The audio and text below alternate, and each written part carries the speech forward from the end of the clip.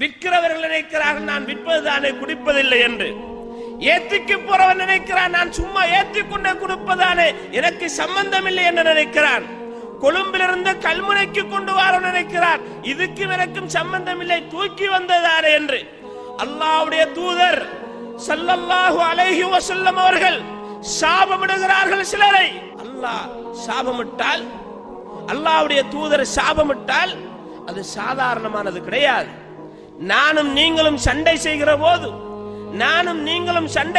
போது உங்களை பார்த்து சாப வார்த்தைகளை நான் சொன்னால் அது என்னுடைய வார்த்தை ஏற்றுக்கொள்ளப்படலாம் அல்லது ஏற்றுக்கொள்ளப்படாமல் இருக்கலாம். அதற்காக நீ எப்படி சாபமிடுவாய் என்று சண்டை செய்கிறவர்கள் இருக்கிறார்கள். ஆனால் அல்லாஹ் சாபமிடுகிறான். அல்லாஹ்வுடைய ரஹ்மத்தை விட்டு அவன் தூரமாகி விடுவான். அவனுக்கு அல்லாஹ்வுடைய ரஹ்மத் கிடைக்கவே கிடையாது.